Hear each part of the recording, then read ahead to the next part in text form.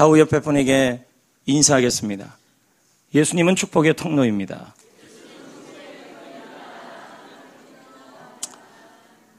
오늘은 십자가의 복음에 대한 말씀을 전합니다. 여러분, 그냥 앉아있지 마시고 오늘은 기독교의 정수입니다. 또 복음입니다. 잘 들으셔야 할 줄 믿습니다. 오늘은 고난주간이 시작되는 종료주일입니다. 종료주일이란 예수님이 십자가를 지시려고 예루살렘에 입성한 날입니다. 이날 사람들이 예수님을 향하여 종려나무 가지를 들고 호산나 호산나를 외쳤습니다. 그날이 바로 2000년 전 오늘 주일입니다. 그리고 월요일은 성전을 청결케 하여 주셨습니다. 그리고 화요일은 종말에 대한 예언을 하였습니다. 수요일은 마리아가 예수님의 죽음을 기억하며 항유옥합을 부은 날입니다. 목요일은 온 제자들과 함께 예수님께서 마지막 만찬을 하신 날입니다. 금요일은 예수님이 성금요일 드디어 우리를 위하여 십자가를 지신 날입니다. 토요일은 예수님이 무덤에서 계셨습니다. 그리고 주일을 예수님이 다시 살아나셨습니다. 그래서 오늘부터 시작하여 토요일까지를 우리는 고난주간이라고 말합니다. 고난주간은 그냥 보내는 주간이 아닙니다. 아무 의미 없이 보내는 것이 아니라 우리를 사랑하시고 한량없이 갚을 길 없는 사랑을 부으신 그 하나님 예수 그리스도의 사랑을 기억하는 주간입니다. 잘 기억하시고 복되게 한 주를 보내시기를 축복합니다. 성도 여러분, 저는 오늘 말씀을 묵상하면서 통로라는 단어를 인터넷에 검색해 보았습니다. 연관 검색어가 뭐로 되어 있는지를 보았습니다. 보았더니 피난 통로, 환승 통로, 그리고 기억의 통로, 연결 통로, 축복의 통로, 이런 단어들이 같이 떴습니다. 통로란 무엇일까요? 통하여 다닐 수 있는 길을 말합니다. 통로란 양쪽이 서로 이어져 있는 길을 말하는 것이죠. 그러면 오늘 우리가 예수님이 축복의 통로라고 말씀드렸는데 축복의 통로란 무엇이냐면 하나님과 우리 사이에서 축복이 흘러가게 하는 길이라는 말입니다. 여러분, 예수님은 축복의 통로입니다. 우리에게 축복의 통로입니다. 예수님은 저와 여러분에게 하나님의 축복이 흘러오게 하는 길이 되어주셨습니다. 무엇으로요? 바로 십자가입니다. 자, 그러면 예수님께서 우리에게 축복이 흘러오게 하기 위해서 하신 일이 무엇일까요? 십자가에서 우리 모두를 대신하여 저주를 받으셨습니다. 13절입니다. 다 같이 읽습니다. 읽어볼까요? 그리스도께서 우리를 위하여, 현대인의 성경은 이렇게 번역합니다. 그리스도께서 우리를 위해 십자가에 달려 저주를 받으셨다. 위해, 이 위해란 단어의 뜻은 대신하다는 뜻입니다. 우리를 대신하여 저주를 받았다. 저주는 무엇입니까? 성경에서 말하는 원어의 저주는 우리가 흔히 저주하지만 성경에서 말하는 저주는 이런 뜻이 있습니다. 재앙이다. 그리고 불행이다. 질병이다. 죽음이다. 그리고 이후에 감옥에 가는 것이다. 지옥이다.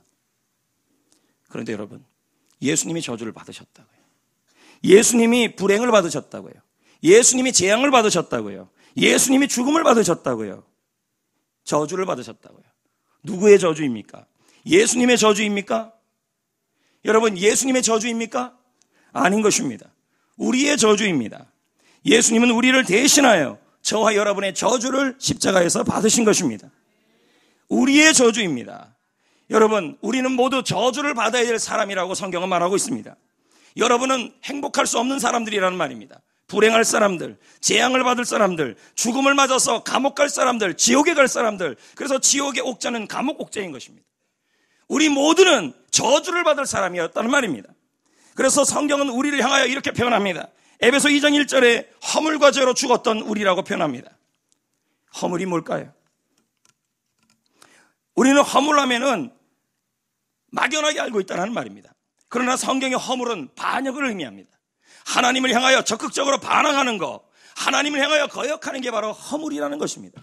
오늘 이 자리에 과거의 왕년에 하나님을 향하여 반항한 적이 다 있을 것입니다. 저 역시도 예전에 예수 잘 모태신앙이지만 똑바로 안 믿었을 때 하나님을 향하여, 교회를 향하여 손가락질하면서 당신이 살아있으면 어디 있느냐, 이게 다 허물입니다. 허물 때문에, 허물이란 말은 그 허물이 바로 저주의 원인이라는 말입니다.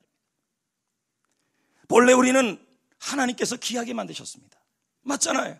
하나님의 형상에 따라서 하나님의 작품으로 하나님이 만드신 사람들입니다. 그러나 우리는 그 사랑을 외면하고 살았습니다. 이걸 성경은 허물이라고 표현합니다. 허물과 제약. 그럼 제약이 뭘까요? 우리 흔히 제약하면 나쁜 짓 하는 게 제약이라 설명합니다. 그러나 성경의 원어의 의미는 제약이란 내면에 있는 죄의 뿌리를 말합니다. 지금 저와 여러분의 마음속에, 아니 모든 사람들의 마음속에는 죄의 뿌리가 있습니다. 그 죄의 뿌리 때문에 우리는 죄의 열매를 맺고 있는 것입니다. 로마서 1장 말씀해 보면 탐욕, 악의, 시기, 분쟁, 수군거림, 비방, 그 모든 것들이 다 죄의 뿌리, 죄의 열매라는 것입니다. 성도 여러분, 허물과 제약의 결과가 성경은 저주라고 표현합니다. 우리도 허물이 있고, 여러분 우리도 다 하나님을 예전에 반항한 적이 있잖아요. 하나님을 향하여 거역한 적이 있잖아요. 하나님을 외면한 적도 있잖아요. 모태신앙이라 할지라도 어느 순간 하나님이 절실히 믿어지지 않을 때도 있었다라는 것입니다. 그러면서 우리는 죄의 뿌리가 있어 그 죄의 뿌리로 말미암아 탐욕과 제약과 악의와 시기와 분쟁과 수군거림과 비방 속에서 살아가는 모습이 우리의 모습이었습니다. 성경은 그 죄의 결과를 저주라고 표현합니다. 우리는 저도 그렇고 여러분들도 그렇고 허물과 죄로 인해 우리는 저주를 받아야 될 사람들입니다. 불행해야 합니다. 재앙을 받아야 합니다. 죽음을 맞이해야 되고 죽음 이후에는 감옥 가야 합니다. 지옥으로 가야 되는 거죠. 근데 참 신기한 건 오늘 본문 말씀해 보면 이 저주라는 단어 앞에 율법을 붙여놨습니다. 한번 보세요. 그냥 저주입니까? 율법의 저주입니까? 저는 이게 이상했어요. 저주인데 왜 율법인가? 왜 저주 앞에 율법이라는 것을 붙였을까? 여러분 성경에 나와 있는 율법 자체는 나쁜 게 아닙니다.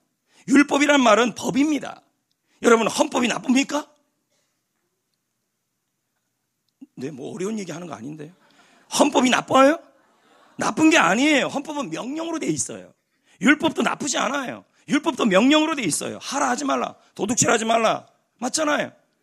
하나님을 사랑하라, 이웃을 사랑하라, 뭐 하지 말라, 안식일을 지켜라. 그게 다 뭡니까? 하라 하지 말라가 다 율법이에요.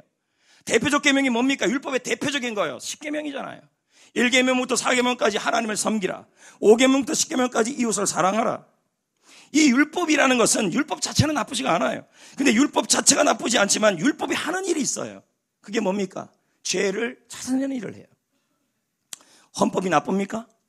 헌법이 하는 일이 뭐예요? 뭐가 잘못인지를 알려주잖아요. 그것으로 끝나요? 율법이라는 게 죄를 찾아내고 그걸 끝납니까? 아니에요. 율법이 뭐가 잘못임을 알게 하고 그 결과 어떤 벌을 받는지에 대해서 명하는 것이 율법의 역할입니다. 마치 법정 같아요. 그리고 그 벌을 성경은 뭐라고 표현해요? 허물과 죄로 명명하고 그 벌을 저주라고 표현하는 것입니다. 그래서 율법의 저주란 말은 율법이 죄를 찾아낸 다음에 그 죄에 대해서 명하는 결과가 바로 율법의 저주가 되는 것입니다. 그럼 예를 한번 들어보겠습니다. 우리가 예를 들면 국가의 물건을 도둑질했습니다. 큰 범죄예요? 작은 범죄예요? 큰 범죄예요. 그러면 헌법은 이걸 뭐라 그럽니까? 헌법은요, 잘못됐다고 죄라는 것을 알려줘요, 안 알려줘요? 알려주잖아요. 그래서 판사가 헌법을 가지고 도둑질에 대하여 국가 물건을 훔친 거에 대해서 뭘 합니까? 벌을 명하잖아요. 감옥으로 가게 하잖아요. 이걸 뭐라 그래요? 헌법이 주는 저주가 되는 거죠. 벌이 되는 겁니다. 이해되십니까? 성도 여러분, 우리 모두는 죄인입니다. 성경에 나와 있는 율법은 우리가 죄인임을 확실하게 말해주고 있습니다. 성경은 예수 그리스도는 이렇게까지 말합니다. 너희 속에 누군가를 미워하면, 죄의 뿌리 속에 누군가를 미워하면 이미 너희들은 살인한 것이다. 죄에 대한 명명한 율법을 정확하게 알려주고 있습니다. 우리는 모두 율법 앞에, 하나님의 법 앞에 내가 허물과 죄를 갖고 있는 죄인임을 율법은 말해주고 있습니다. 그것으로 끝납니까? 하나님은 이 율법을 근거로 해서 죄의 결과가 저주임을 설명하며 우리에게 모두 저주를 받아야 된다고 하나님의 공의로 선포해버립니다. 결국 우리는 저주를 받아야 합니다. 죄의 결과, 허물의 결과, 불행을 받아야 하고 이 땅에 살아있어도 재앙과 저주와 불행과 죽음 이후에 감옥, 지옥으로 가야 될 것이 저와 여러분의 운명이었습니다. 우리의 상황이었어요. 하나님은 반드시 거룩하신 분이기에 죄에 대해서는 심판해야 됩니다. 이걸 뭐라 그래요? 공의라 그래요. 죄에 대해서 반드시 벌을 주겠다는 거죠. 우리 역시도 하나님의 공의에 따라, 율법에 따라, 율법이 명한, 율법에 너희들은 이건 죄다, 허물과 죄, 하나님을 거역하고 반항하고 하나님과 멀어지고 그것뿐만 아니라 죄의 뿌리가 있다, 그 뿌리 자체가 죄다, 그래서 너희들은 벌을 받아야 된다. 그게 저주다. 이게 우리의 인생이고 우리의 끝이었습니다. 이 자리에 있는 여러분들, 모든 분들 허물과 죄로 죽었던 저희들입니다. 우리 역시 모두 불행해야 하고, 우리 모두 저주를 받아야 하고, 우리 모두 재앙을 받아야 될 사람들이었습니다. 그런데 여러분, 하나님은 우리가 이 죄를 해결할 능력이 없음을 알았어요. 자, 공의입니다. 모든 종교는 인과응보예요. 죄를 지면 벌을 받아야 된다 그래요. 근데 그 벌을 받아야 되는데 인간 자체는 죄를 해결할 능력이 없어요. 왜? 전부 다 뭡니까? 죄인이기 때문입니다. 여러분, 감옥에 있는 죄인들이 서로를 감옥에서 나오게 할 수 있습니까? 여기 들어가 있는데 여기 있는 사람을 나오게 할 수가 없는 거예요. 모든 사람들의 상황이 이렇게 처해져 있는 것입니다. 그래서 하나님은 우리가 하나님이 잃어버린 자녀들 아닙니까? 우리는 예전에 잃어버린 자녀들이었습니다. 하나님의 형상으로 만들어진 우리였지만 죄로 인하여 잘못으로 하나님을 거역함으로 인하여 우리는 모두 잃어버린 자녀가 되었습니다. 우리는 불행해야 합니다. 우리는 모두 재앙을 받고 죽음을 받고 지옥 가야 될 사람들이었습니다. 하나님은 율법을 기점으로 해서, 공의를 기점으로 해서 저와 여러분들에게 율법의 저주를 선포해버린 것입니다. 그런데 이런 상태에 그대로 둘 수가 없었습니다.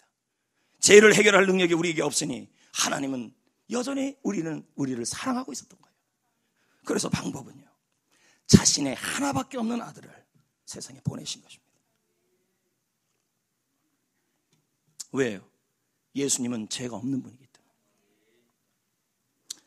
여러분, 죄가 있는 사람이 대신 남의 죄를 해결할 수는 없잖아요.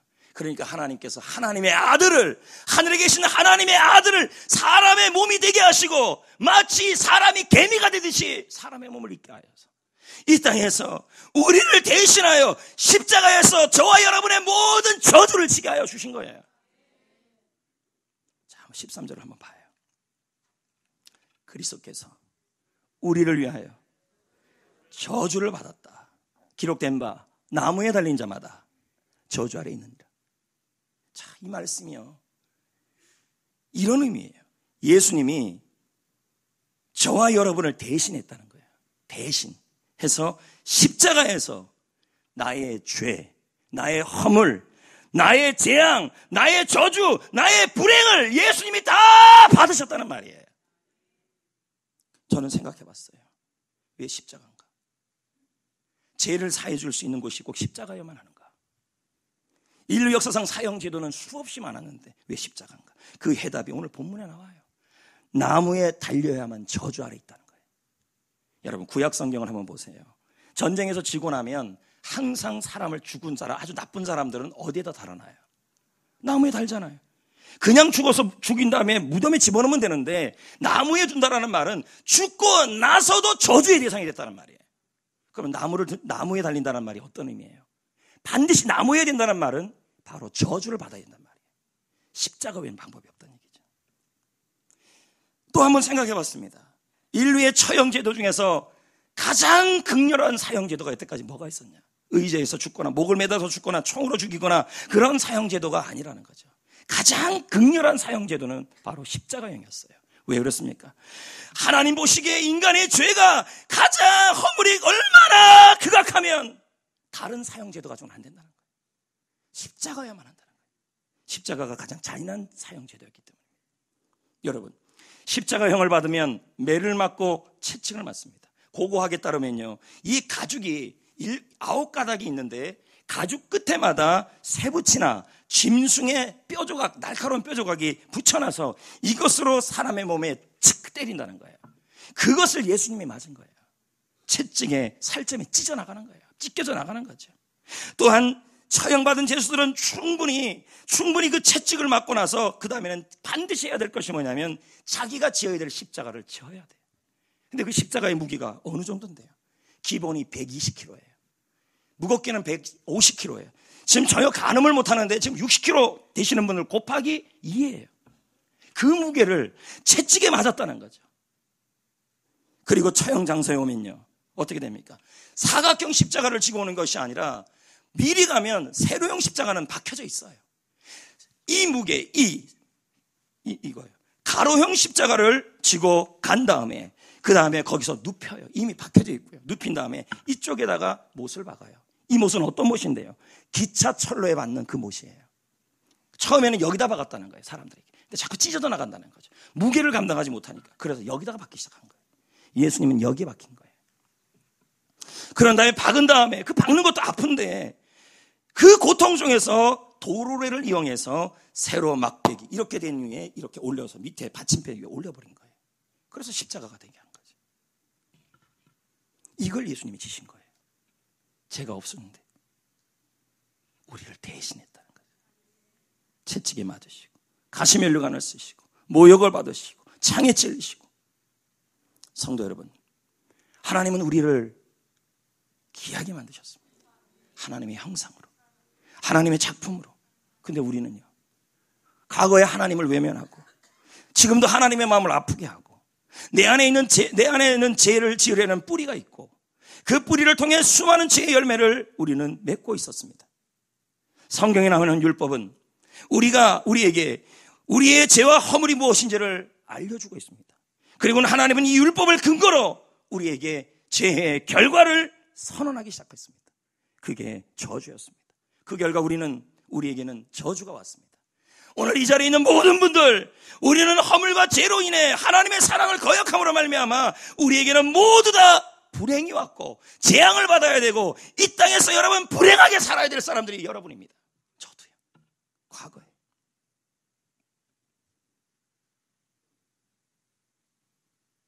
하지만 예수님은 우리를 대신해서 십자가에서 죄의 대가를 우리 위에서 받으신 거예요.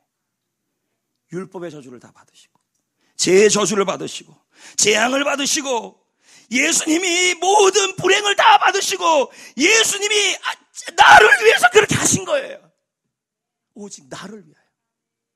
아무 조건 없이. 하나 이유는 있겠죠. 잃어버린 자녀이기 때문에.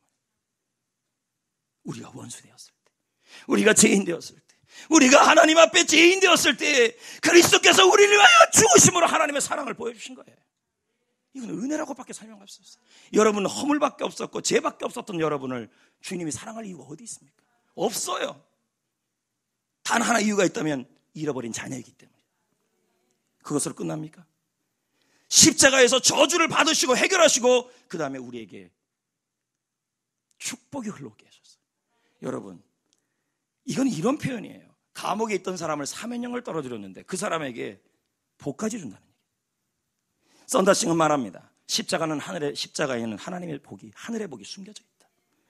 여러분, 예수님은 십자가에서 우리에게 저주가 아니라 자신이 저주를 받으시고 자신이 제 허물과 죄에 대한 결과 나의 것인데 그것을 예수님이 친히 온몸으로 다 받으시고 나에게는 축복이 흘러오게 하신 거예요. 끝까지도 다 사면하겠다. 그것으로 끝이에요. 감옥에 나온 것만도 감사한데 거기다가 아브라함의 복까지, 거기다가 성령의 인도하심의 복까지. 이걸 뭐라 그래요? 은혜다. 여러분, 공의와 은혜는 달라요. 공의는 법의 기준에 따라 벌 받는 거예요. 예? 세상 모든 종교 보세요. 당신 죄 지었지? 벌 줄 거야. 인과응보예요. 지금 예수님도 그렇게 믿는 분들이 너무 많아요. 요즘 내가 왜 이 모양이, 내가 하나님께 친 게 많아서 그래. 공의는 이런 거예요. 제가 신호 위반했어요. 그러면 교통순경이 와서 스티커를 띄어요. 그리고 벌점 줘요. 공의예요. 은혜는 달라요. 제가 교통법규 어겼어요. 가태료가 벌금 주겠대요. 벌점 주겠대요. 근데 교통경찰이 가만히 보니까 동부경찰서 목사님 봤는데요? 이러는 거예요. 그러더니 목사님 급한 일이 있나 봐요. 그러니까 법규 지켜야죠. 그래도요, 목사님. 그리고 스티커 안 뜯어요. 안 끊어요. 그런데 너무너무 감사한 게 목사님이 급하시니까 에스코트까지 해줄게요. 벌 받아야 되는데. 아무 조건 없이. 이걸 뭐라 그래요? 은혜. 누가복음 15장에 보면요, 아까 읽으면 둘째 아들이 아버지를 떠나 잘못하고 돌아옵니다. 그때 아버지가 벌을 내려요? 용서하죠? 그게 은혜잖아요. 그것으로 끝나요? 제사면을 하잖아요. 끝나요? 가락지 끄기잖아요. 새 옷 입히잖아요. 잔치 배설하잖아요. 뭐예요? 왜요? 잘해서요? 할 만한 구석이 있어서요? 아니요. 그 아이 자체는 아버지께서 허물과 죄로 벌받아야 마땅한 아이예요. 근데 어떻게 해요? 안 해요. 오히려 복을 줘요. 왜 그렇습니까? 자녀이기 때문에. 잃어버렸던 자녀이기 때문에. 아이가 잘해서 주는 것입니까?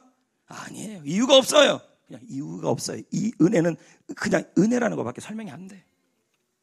은혜란 뭘까요? 아무 조건이 없음에도 불구하고 사랑하신 하나님의 사랑이에요. 성도 여러분, 하나님은 내 조건이나 능력이나 행위를 보고 우리를 사랑하는 게 아닙니다. 우리는 죄인입니다. 죄인에게 무슨 사랑받을 만한 자격이 있습니까? 하나님은 아무 조건 없이 우리를 사랑하셨습니다. 그리고 독생자 하나밖에 없는 그 유일한 아들 예수 그리스도를 이 땅에 보내주셔서 우리의 죄를 다 지게 만들어주시고 채찍에 맞으시고 아브라함의 복을 주시고 성령의 인도함의 복을 주신 것입니다. 우리가 죄인 되었을 때 그리스도께서 우리를 위하여 죽으심으로 하나님께서 우리에 대한 자기의 사랑을 확증하여 보신 것입니다. 할렐루야. 이 은혜, 이 십자가의 은혜 지금도 아는 사람들은 왜 여러분 문제가 생기고 어려움이 생기고 집안에 고통이 생기면 왜 자꾸 벌벌벌벌 떠는지 아십니까? 십자가의 사랑을 다 잊어버렸기 때문이에요.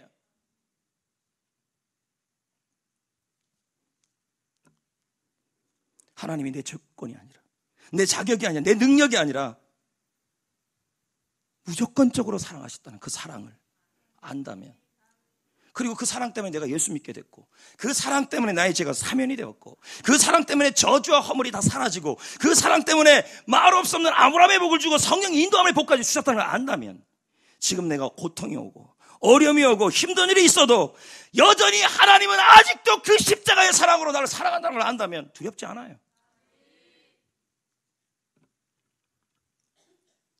제가 신학 공부를 할 때 미래에 대한 걱정이 너무 많고 삶에 대한 장애물이 많고 삶의 위기와 관계 어려움이 올 때마다 자꾸 마음에 걱정이 많은 거예요.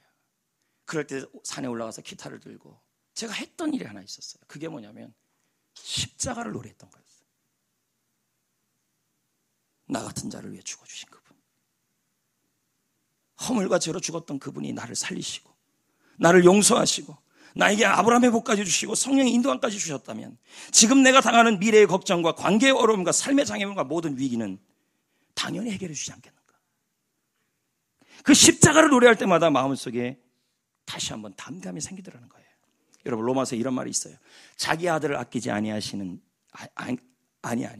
자기 아들을 아끼지 아니하시고 모든 사람들에게 내어주신 하나님께서 어찌 그 아들과 함께 모든 것을 주시지 않겠느냐. 하나님이 우리를 택했으니 누가 우리를 정죄하겠느냐. 누가 하나님의 사랑을, 그리스도의 사랑을 끊을 수 있겠느냐. 환난이나 공고나 박해나 기근이나 우리가 종일 도상자리에 끌려가는 양처럼 시름시름 앓고 있어도 우리를 사랑하시는 이해로 말미암아 우리가 넉넉하게 이길 수밖에 없을 것이다. 사망이나 권세나 현재나 장래나 높음이나 깊음이나 그리스도 예수 안에 있는 하나님의 사랑에서 끊을 수가 없을 것이다. 할렐루야.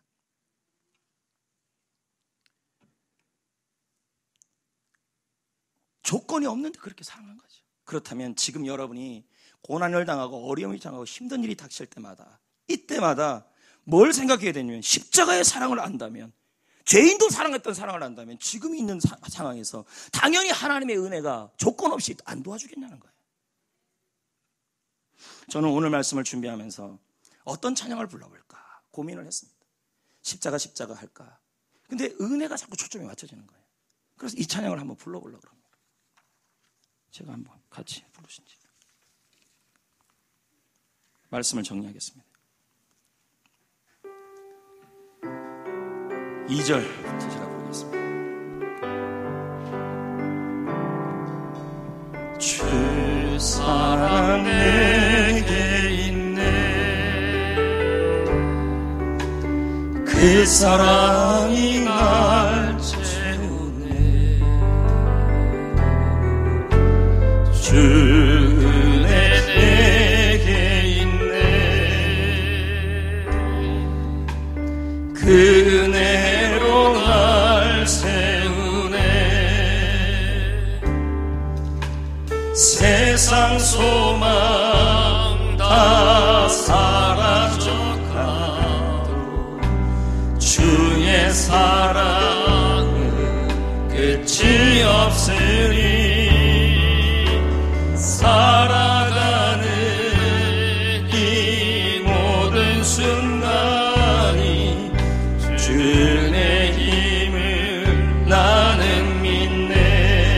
세상 소망